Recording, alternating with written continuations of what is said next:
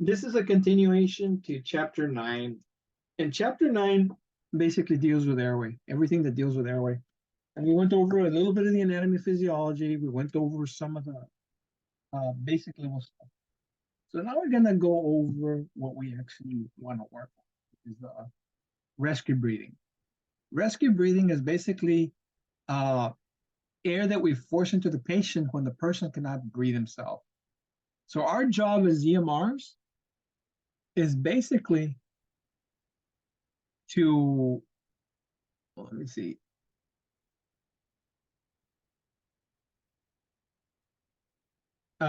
is to basically provide the patient with what he cannot provide himself. So ideally, if he doesn't have a heartbeat, we have to provide him with chest compressions to provide him with a heart rate or a heartbeat. And if he's not breathing, then we have to provide him with rescue breath so he can actually get oxygen into his system. Okay, rescue breathing is manually providing ventilatory or ventilations to your patient. Remember, ventilations are mechanical. Positive pressure ventilations. Now, this term positive pressure ventilations, all it means is that you're forcing air in. Okay? Whether you do it to mouth, or you're using a bag valve mask, or also known as a BVM, or an ambu-bag. That's the other term that I remember growing up with, knowing that these bags are called ambu-bags, to force air in to the system. Okay. Now, as EMRs, I really don't expect you guys to do mouth to mouth. You guys probably will have a pocket face mask, or you probably will have, if you're working in in a system, you will probably have a BVM, bag valve mask, only because of personal protective deal. Now, the other thing that they came up with was shields, like a little piece of plastic that you put on top of the mouth of the patient, and you blow into their mouth using your own breath. But remember, when we provide oxygen, when we actually provide oxygen like that, when we're blowing in air to a patient, we're only giving him 16%.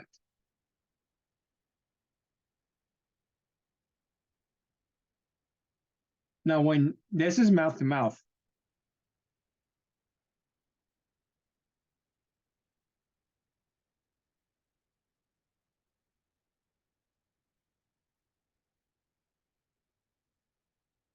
but then we can actually provide him with a BVM using a BVM, bag valve mask. Okay. And this basically, the BVM basically, I'll show you pictures of it.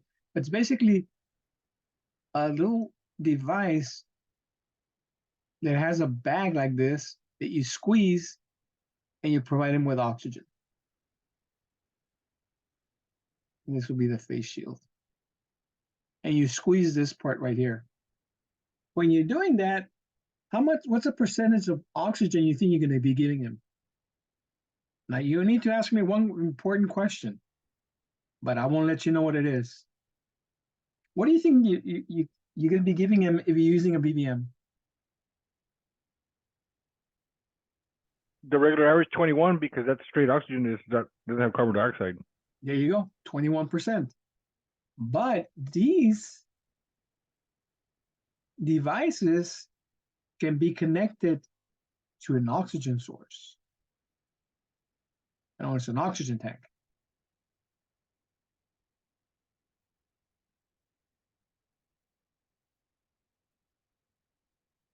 Okay.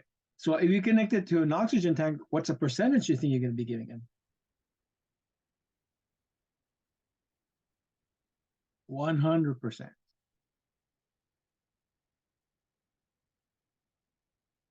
Because there's a little bag here in the back. Some of them have a bag, some of them have a reservoir that basically collects the oxygen. And when you squeeze it, you're getting all the oxygen that's trapped in here, the 100% of oxygen going into the body. Okay.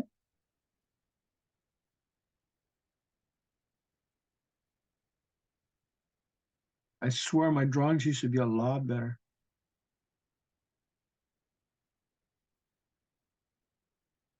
So basically, with or without supplemental oxygen, and supplemental oxygen will give you 100%. Non with no supplemental oxygen, it will give you 21%.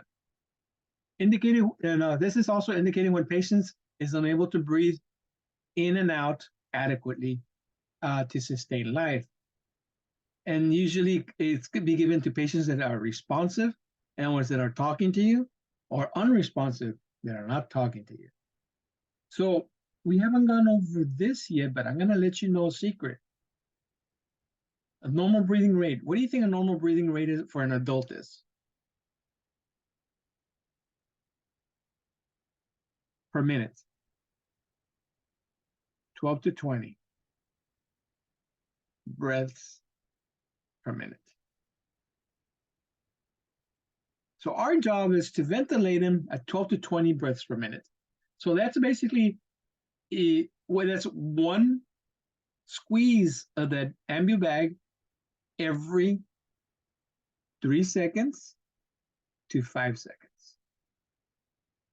So you're going to go squeeze 2, 3, squeeze 2, 3, squeeze 2, 3. And that should at least give you up to about 20. But if you wait till 5, like squeeze 2, 3, 4, 5, squeeze 2, 3, 4, 5, should be about 12. But just depending on how bad the patient is. If he's cyanotic, I will go with 1 to 3 seconds because he does need the oxygen. If he's not cyanotic, then you can go in and wait every 5 seconds.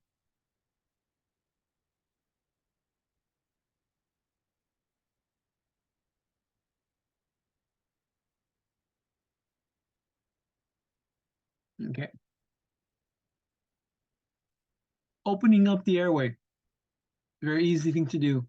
Ensure that the nose, mouth, and back of the throat are clear of obstructions. And that could be anything from food, vomitus, blood, or whatsoever. So make sure that there's nothing in there that is impeding the breathing. Then you basically, what you do is you reposition the head, which may actually open up the airway. And there's 2 ways of doing it, depends on the situation that you're in. If it's a person that you do not suspect neck injury, if you don't suspect it, then you could do the head tilt chin lift. But if you suspect that the person has what do you call it, a neck injury, then you want to use the modified jaw thrust. Okay, the head tilt chin lift maneuver, the patients with no suspected neck or spine injuries lift it. Usually what it does, it lifts the tongue away from the back of the throat and allows air to flow as patients usually breathe. So this is what the head tilt chin lift maneuver looks like. And basically what you do is you position your fingers on the person's chin and this other hand on the person's head. And what you do is you're going to lift up this way and you're going to push down this way. So now, if you notice that the person's pushed down this way and lifted up this way, you're displacing the tongue, which is basically right here, from occluding the airway.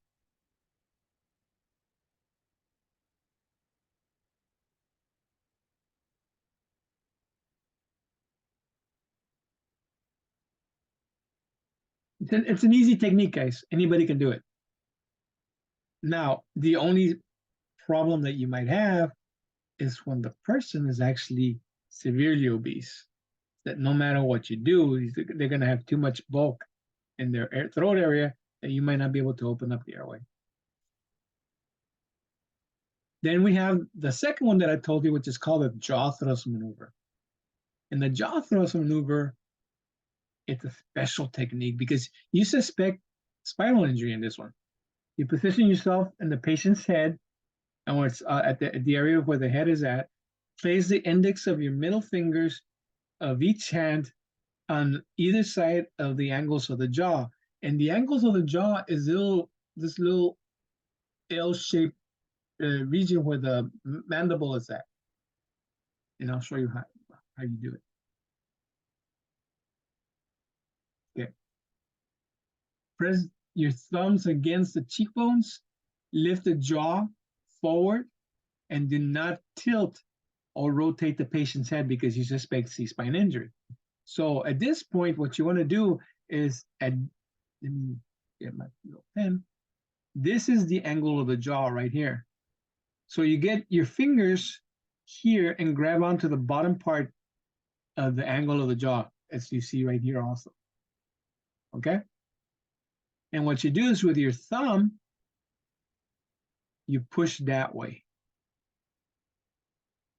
Okay? So you basically, on the thumb, you're actually going to have the lower jaw connected. Now, at this point, you're going to lift up this way with the jaw and push out that way.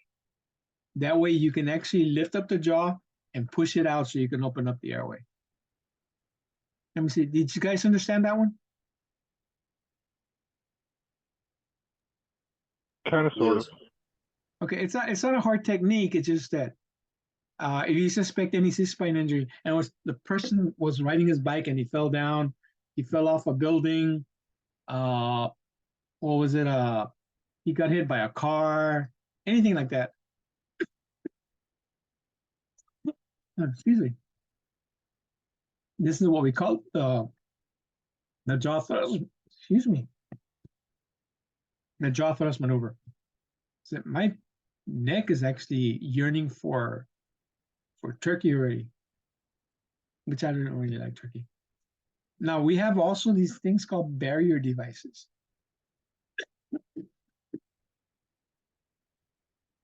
Take all steps to ensure protection from infectious diseases. In other words, you don't touch the patient because you have a barrier device. You have the pocket face mask.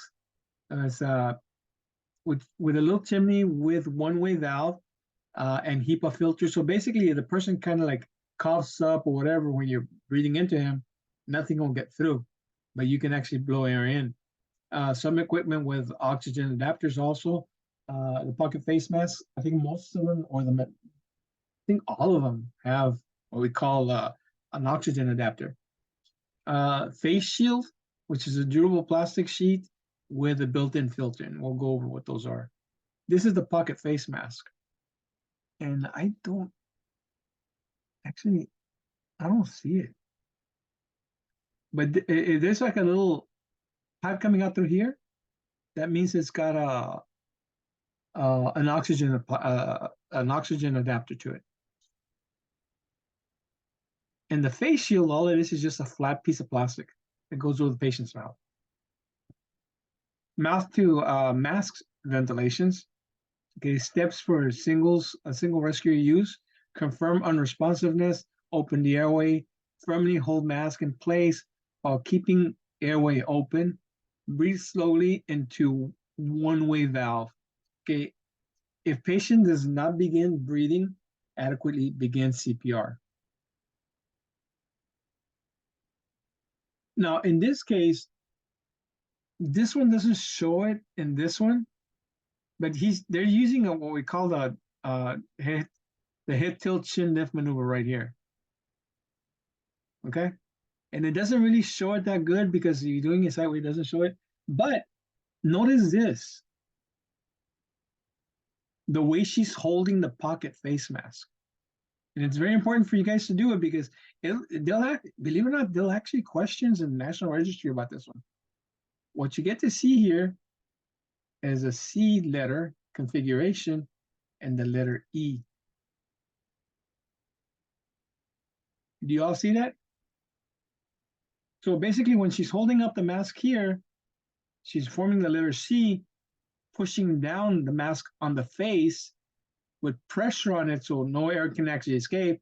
And she's holding the jaw of the patient with the 3 fingers and pushing him up. So you can form a C and E configuration.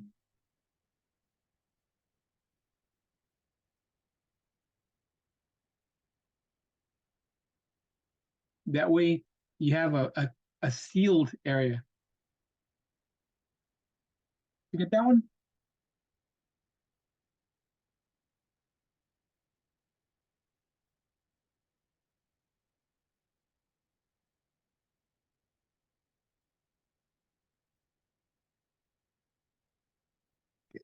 Yeah, I've done that. I've done that one before. That Okay. last one. Just That remember, mask the that is- C and E, the three fingers are used to hold onto the jaw and press up, and these two fingers are the ones you're going to be pushing down on the mask, so On you the can mask, yeah. actually form a seal on the patient's face. Yeah, keep it airtight.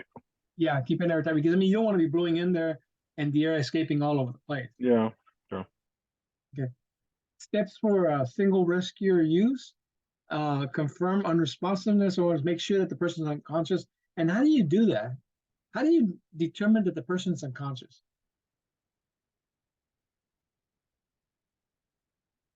You shake them up. Sir, are you okay? They don't answer, then they're unconscious. Yeah. Okay, place barrier over the mouth. Keep airway open as you actually pinch the nose closed and open your mouth wide.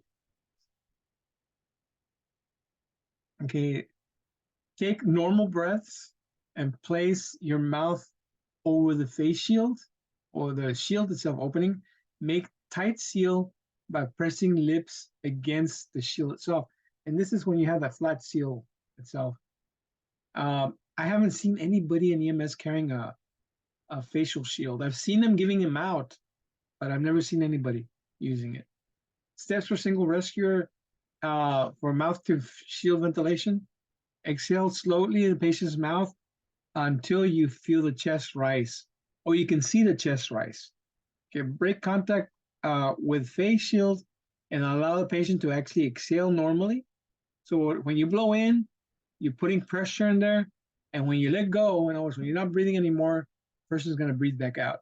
Repeat the process for a second breath. Patient does not begin breathing adequately on their own, you begin CPR. You check for pulse and make sure that the pulse exists. Okay. Common problems: failure to form a tight seal, and that's why you use the C and E configuration. Failure to pinch the nose closed.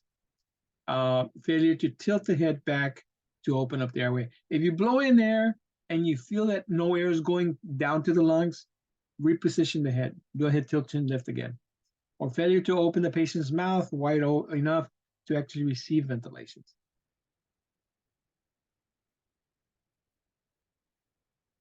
Also failure to deliver enough air, providing breaths too quickly, and failure to clear airway obstructions.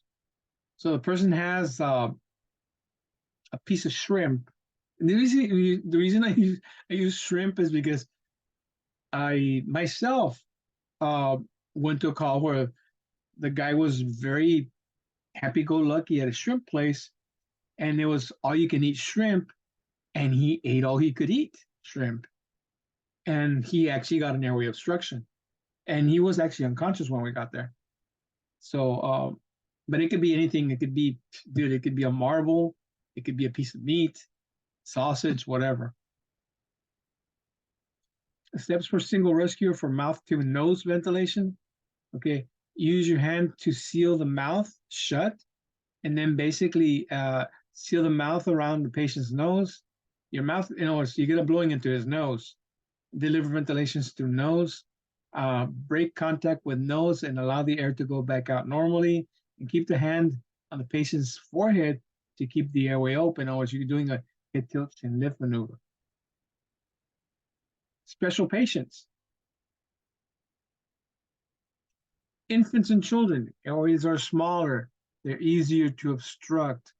While adults usually have, when we're dealing with what the trachea is located at, adults normally have this configuration. Okay, so the mouth is over here, and the trachea is opened up like this. Okay, so air goes in easily. But with children, they have like a funnel shaped thing. So it's wide and then becomes smaller. So the airway is a lot smaller. So the obstruction can happen a lot easier. The tongue takes up most of the space. Chest muscles are not as developed, and chest cavity and lungs volumes are actually smaller.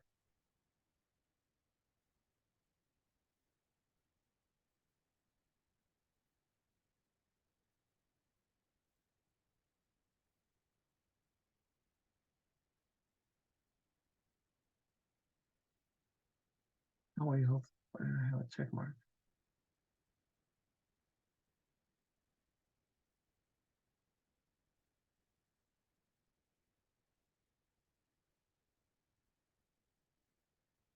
Okay, so ventilating the infant, take appropriate BSI precaution. Okay, you use body substance isolation like your gloves, masks, goggles, or whatsoever. Confirm unresponsiveness, open the airway, use barrier devices. Assist ventilations with gentle but adequate breath. Remember, your lungs are bigger than the infant's lungs, and you don't want to pop these lungs. Okay, so basically, you're going to be putting the same device. He's kind of using the same thing. The only thing is that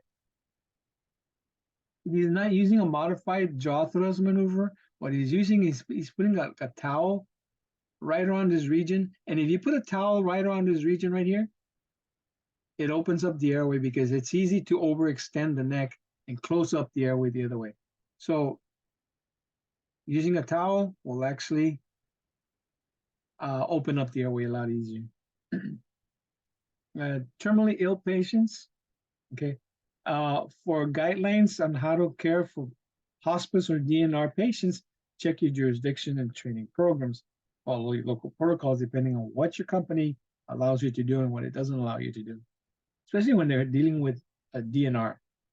Okay, stomas. You guys know what a stoma is?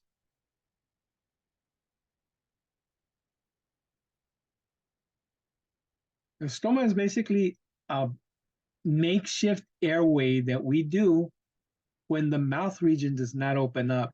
So they might actually have a hole right here with a tube sticking out. Okay. Or they can actually, they have type of the guys that walk around with a little vibrating things like they talk like that. They usually have developed a stoma in there, and their trachea is not functioning anymore, or their voice box is not functioning anymore. Air created by an opening from the outside neck to the trachea itself. Use mouth to mask, I'm sorry, or stoma technique, or take appropriate BSI precautions. And also keep patient's head in neutral and normal position because the tongue is not going to be your problem anymore. It's the secretions of the lungs. Ensure stoma is free of obstructions, specifically mucus. Use same procedure as for you would actually do a mouth to barrier resuscitation, except place the mask or face shield or neck over stoma. Do not pinch patient's nose closed. It's not going to make any difference because you're going straight into the trachea. Does that make sense? You're blowing into a tube that's on their neck, going straight into the lungs, and the nose has nothing to do with it anymore, or the tongue. So this is what a stoma looks like. Some of them have a tube sticking out, some of them don't. Okay, the ones that have a tube sticking out, you can easily connect your BVM or the bag valve mask to that tube because everything that deals with airway has the same diameter, so it all fit. A crash victim. Airway breathing always first priorities, okay? Take appropriate BSI precautions. Reach victim as quickly as possible. Look, listen, and feel for breathing before moving. And in suspected spine or neck injury, which should be in them almost every car injury, use jaw thrust maneuver instead. Air in the stomach and vomiting. So because when we're dealing with anatomy, because the trachea is anterior to the esophagus. Remember, the trachea takes air into the lungs, the esophagus takes food to the stomach. You might actually get some air into the stomach, and whatever's in the stomach is going to get displaced and pushed back out as vomitus. Okay. Air in the stomach caused by overinflating lungs or breathing too quickly. You have gastric distension. The abdomen distends. It creates an extra pressure in the stomach. Vomit can actually obstruct the airway and damage the lungs. And do not push on the stomach to release the air unless you have, what do you call it, a tube sticking into the trachea itself. Okay. Air in the stomach caused by overinflating lungs or breathing too quickly. You have gastric distension, abdominal distance. We just went over that one, sorry. Now, airway obstruction. Causes of upper airway obstruction. In an unconscious patient, it's going to be the tongue. This is an anatomical obstruction. The tongue relaxes and it falls back into the airway. Foreign bodies, you can actually have a mechanical obstruction, or also known as mechanical obstruction, and that could be anything from shrimp, marbles, or whatever. I saw a challenge on TikTok on this girl saying, I'm gonna go ahead and suck up some turkey. And it was like a real thin thing. And she does this and it goes all the way straight into her trachea. I laughed because, I mean, you can't be that stupid. But then again, remember the AirPods? I mean, not the AirPods, the dishwashing pots or whatever, that they were actually biting, and people do the stupid things. Tissue damage can actually also affect it. Allergic reactions can close up the airway, and infections can actually close up the airway by causing inflammation. Okay, signs of partial airway obstruction. Snoring. If a person's snoring, they have a partial airway obstruction. If they're gurgling, they have a partial airway obstruction, but they could actually have some fluid in there. It could be anything from mucus, liquid, or blood. Crowing. Crowing is like what you hear crows do. Okay, and that's basically an infection that is closing up the trachea itself. Wheezing is usually found in the lungs themselves, not the trachea, but the lung fields. So if you hear wheezing with your stethoscope, then you suspect that the person is having an asthma attack. Or if you when you're listening to lung sounds, if you hear it in both lungs, wheezing all over the place, that's asthma. But if you hear it in just one area, that's an obstruction that went all the way inside the lung. Now, stridor. Learn this word, guys. Stridor. Stridor is basically an airway closure of the upper airway, and you will only hear that sound, which is like a high-pitched sound in the trachea. You will not hear in the lungs. So it's okay. And I know somebody made a comment because I learned how to do patient assessment the very detailed way. So I normally check the neck to see if I hear stridor or bruits. And people are like, why are you checking the trachea for airway? That's not where the lungs are at. Saying, oh, because I'm, when you turn around and tell us, well, because I'm checking for bruits or stridor, I follow it up with the word stupid. Then they get offended. Okay, and the parents encourage responsive patients to cough if they have an airway obstruction. If they're coughing, encourage them to cough. Do not start doing the Heimlich maneuver. If they're coughing, their airway is partially open. Once they stop coughing, then you can actually start doing the Heimlich maneuver. Do not interfere with patients' efforts to clear the airway. Okay, signs of complete airway obstruction. Okay, when there's no air going in or out. Responsive patients that will be unable to speak and breathe or cough. Patients often will actually grasp neck like this, a lot letting you know they're choking with universal signs of choking. Will not actually have typical chest movements or signs of good air exchange.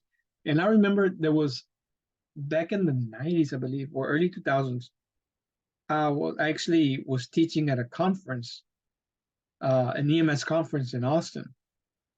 I think it was in Austin. It was that or Fort Worth. And one of my colleagues, Michael, brought over his sister, okay, and to eat with us, and it was just a whole bunch of paramedics, guys. It was like a table filled with about 20 to 30 paramedics, and she happened to be sitting like it was like she was sitting next to me, and I was sitting one away from Michael and right next to somebody else, right? So, she's talking and talking and talking, right? She's all excited. She's talking, seeing her brother, and she's talking and talking and talking until she starts choking, right? So she starts coughing and coughing and coughing. And the weird thing is that none of us reacted. Eventually, she coughed up whatever she was choking on, and she's mad. Now, here's this little petite little blonde girl pissed, okay? Then how come we didn't jump in with a whole bunch of paramedics or whatsoever? So I look at her as like, dude, you never did the universal choking sign. You never did this. Right? And everybody starts laughing. It's like, then Michael turns around like, hey, you were still coughing. We're supposed to allow you to cough. And then somebody else says, yeah, well, we were never got dispatched to this call. I'm off duty. So she was interacting with us. I haven't talked to her about since then. Will not actually have typical chest movements also because there's no air going in or out. And that looks like Michael's sister. Wasn't wearing a blue shirt, I believe. She was wearing a black shirt. But anyway, that's a universal choking sign. We laugh at it right now. I think she's still traumatized. Okay. Airway obstruction, cleaning of foreign body airway obstruction, responsive adult and child patients. Determine if there is a complete airway obstruction or partial airway obstructions. You have to do abdominal thrusts, most often effective methods for actually clearing the airway. Okay, so the abdominal thrust, you basically go behind the patient and you basically right around this region of the epigastric area, right below the chest and the stomach, you're going to be grabbing both hands and push into the stomach.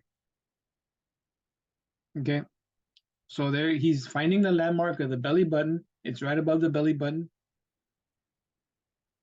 Grabs this hand and puts it on there, and then grabs the other hand and pushes up. Now what happens is that when he pushes here, he's pushing up on the diaphragm, causing air to be forcing here and pop things out. That is called the Heimlich maneuver. Okay. Okay, cleaning a foreign body substance in response to an adult child. Act quickly to determine if you are able to actually provide ventilations. Take appropriate BSI precautions. With patient lying face up, tap on the and shout to assess responsiveness. Now, this is already when they go unconscious. Okay. If we're unresponsive, activate 911 so they can be on their way. Unresponsive adult child in place, begin CPR with the chest compressions. After each set of 30 compressions, remember the key number is 30, open the airway and check for foreign objects. Remove if visible, attempt 2 rescue breaths. If breaths do not go in, continue CPR with chest compressions. Okay, take a responsive infant. Now with an infant, it's a little bit different. Take appropriate BSI precautions, pick the infant and support between your forearm and both arms. And you're gonna hold the baby right here on the forearm. Okay, rapidly deliver 5 back blows between the shoulder blades. So basically you're gonna be hitting him on the back and turn infant over. Now go forward or go back.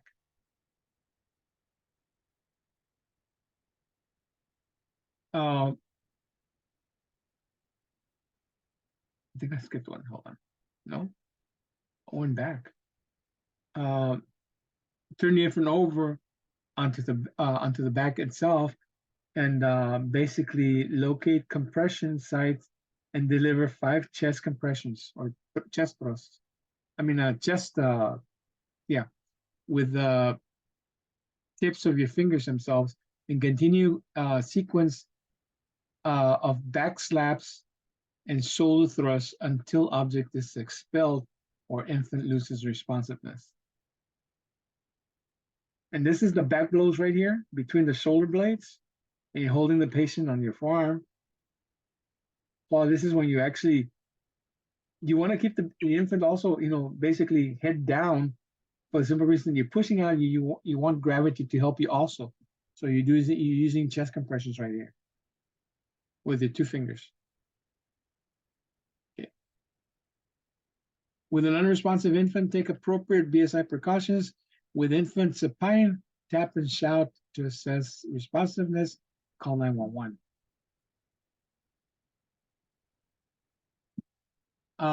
Unresponsive infant, begin CPR with chest compressions. After each set of 30 compressions, open airway and check for a foreign object. See if you can see it. In other words, remove it if it's visible. Attempt 2 rescue breaths. And the breaths do not go in, continue CPR. Do another cycle.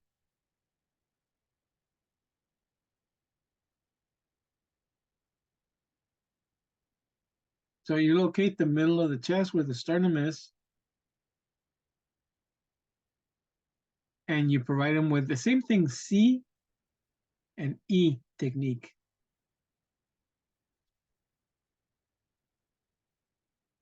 And you keep on doing CPR. Obese and pregnant patients. Determine if there is a complete or partial obstruction. Fall behind the patient. Place your thumb over the one side of the center of the breastbone itself. Grasp fist with other hand and give up to 5 chest thrusts in rapid successions. Okay, if airway remains obstructed, repeat the thrust until airway is cleared or until the patient loses responsiveness. And it's very important at this point that you have to realize if it's an obese patient or it's a chunky patient, you're not going to be able to put your arms around that stomach. If it's a pregnant female, you're not going to be able to put your arms around that stomach. So basically, you're going to do on the chest itself. Okay. If it remains obstructed, repeat thrust until airway is cleared or until patient loses responsiveness. The patient becomes unresponsive before you are actually able to clear the airway obstruction, call 911, and begin CPR. So she's pregnant, you're doing it on the breastbone itself for the simple reason that you can't compress around the stomach. Finger sweeps. Use fingers to actually sweep the patient's mouth and attempt to actually remove foreign objects. Only perform if you see objects in patient's mouth. May actually stimulate the gag reflex, which causes vomiting. Only attempt finger sweeps or on unresponsive patients. Not they'll bite your finger off. Make aids to breathing or aids to airway management. Okay, we have this device called the oropharyngeal airway. The oropharyngeal airway, it goes into the mouth, oral, and it lies on the pharynx. Okay, it's a plastic device inserted into the mouth. Keep tongue off the back of the throat. Only used in unresponsive patients who do not have a gag reflex. Because even if they're unconscious or unresponsive, they might still have a gag reflex, and the gag reflex triggers vomiting. Okay. You have numerous sizes to fit infants, children, and adults. And I'll show you a picture of what they look like. Now, what we want to do is to open up the airway, we use what we call the cross-figure technique. And basically what you do is you basically open up the mouth like that. Now, be very careful because if they're responsive, they can actually bite your finger off. So you don't want her to or it to bite your finger off. Okay. These are the oropharyngeal airways. I'm more than sure most of you have seen them. They go into the mouth. And depending, look at all the sizes that there are. So how do you pick the right size? Good question. Let me tell you. What you do is you measure the device from the tip of the mouth to actually it's supposed to be the angle or the nose, I mean the ear itself, or the angle of the jaw. Okay. Then you basically do the cross degree. This is a 360, no, it's 180 degree, or basically you go straight to the upper portion of the mouth.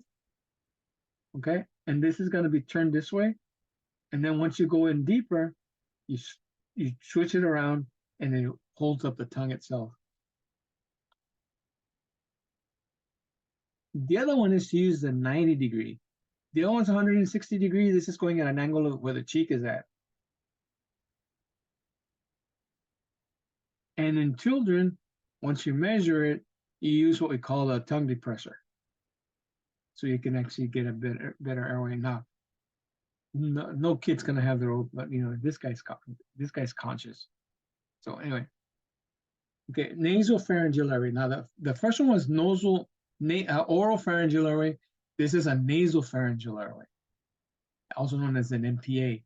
And this is a tube, flexible tube inserted into the nose to create clear and open path for air to go in.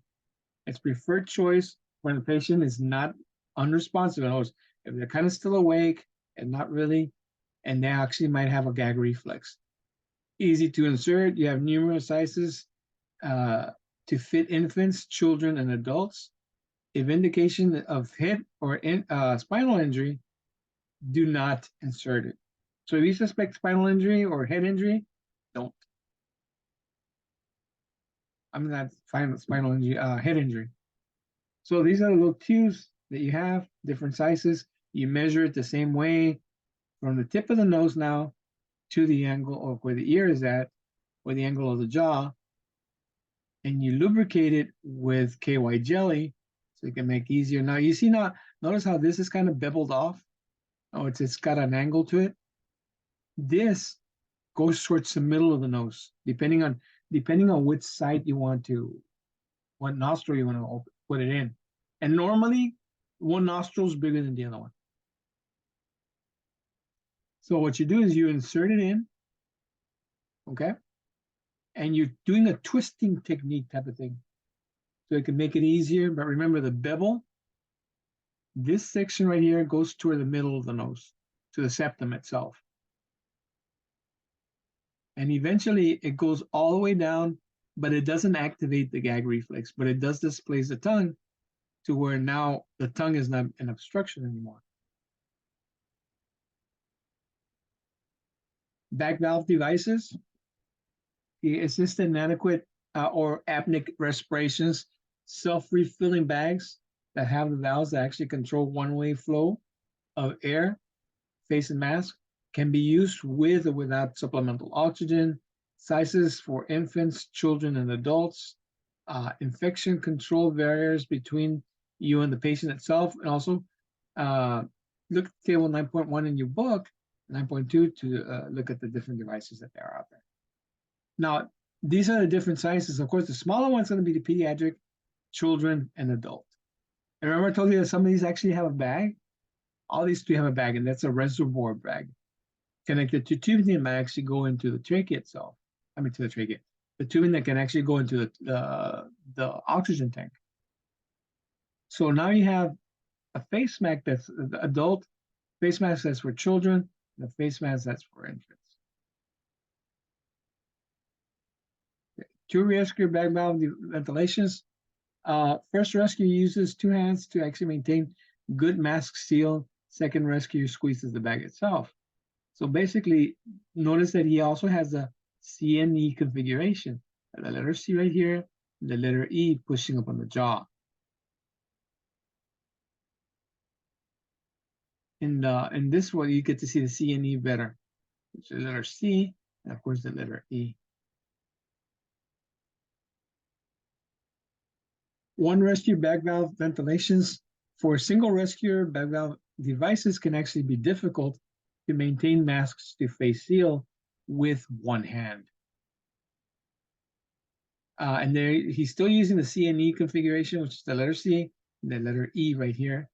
pushing up on the jaw and pushing down on the mask to maintain a good seal. And the CNE configuration. And then we deal with suction devices. Suction devices are, what they do is they suck.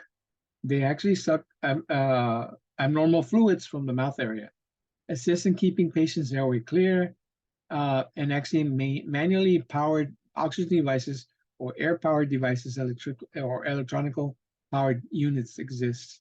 I know that I have the electronic one and I have a manual one. This one is used with a pneumatic, in other words, oxygen. So you're going to be using this tip to go into the mouth to suction whatever debris might actually be in there. This is the manual one where you actually squeeze here and you suck everything out into this little reservoir right here. This little bag right there. And then you can dispose of it completely. And of course, we have the electronic ones where we power them up and we can actually put how much we want to suck at this point and basically collect it in this container right here. This is another form. I think this is one of the older ones. Anyway, so it's the same thing as this one. But it's still electronic, and once it's still you have to charge it up or connect it to a power source so it can actually suck out. And you have the tubing right here that goes into the mouth area, and the connector right here that connects to this tubing. Okay. You have thick-walled, non-kinking tubes, or also known as whiteboard tubing. Also, it's kind of wide, unbreakable collection containers, and you have sterile, disposable, semi-rigid but flexible or rigid suction tips. Use appropriate PSI precautions. Keep suctioning time to a minimum 15 seconds the max. 10 seconds for 10 seconds for children and 5 seconds for infants. If copious amounts of fluid, place the airway roll up to the side so you can actually suck out when it's actually coming out the mouth. So you can put them on their lateral position. Measure suction catheter before inserting into the patient's mouth. Remember, it only goes into the patient's mouth. You don't want to go all the way to the lungs. Activate suction unit only after completing inserted and then withdraw the catheter. So basically at this point, you're only gonna suck on the way out. When you're putting in the tube, you're not sucking anything. But once you get in there, you can turn on the device and suck everything out, but you have to be in there first. Okay. Twist and turn the catheter and moving it from mouth, nose and stoma, and concentrate on back corners of the mouth itself.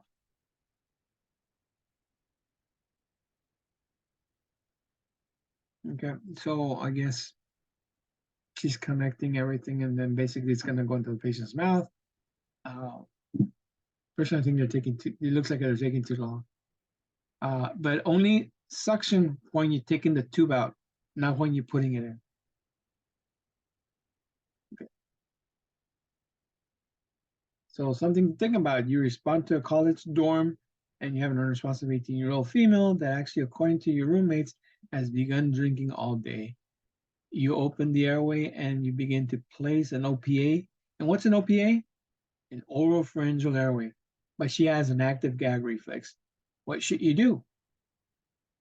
Well, take the oropharyngeal airway out and see if you can use a nasopharyngeal airway. Okay. While ventilating, the patient begins to vomit.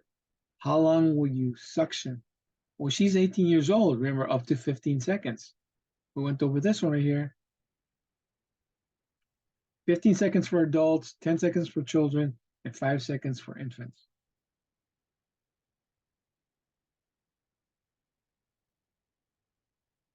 Okay, questions, guys?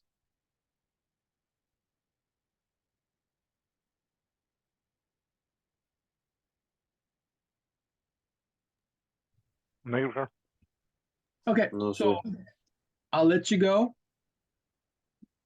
What we'll do is we'll meet on Monday. we don't meet on Friday, guys. Because I know more than sure over you, more than sure that most of you are gonna be doing the Black Friday. No. Black Friday started when did it start? It started since July, according to what I've been reading. Yeah. So, I wish you guys a happy Thanksgiving, and don't eat too much. If not, I can give you a diet. There's The one, DDT, the DDT diet. the DDT diet. Ándale, that's the best one of them all. Yep. Deja de tragar. There you go. Deja de tragar, effective. porque- But then again, you know, I'm looking for carne asada. I'm not looking for turkey. So Mm. at least the tamales.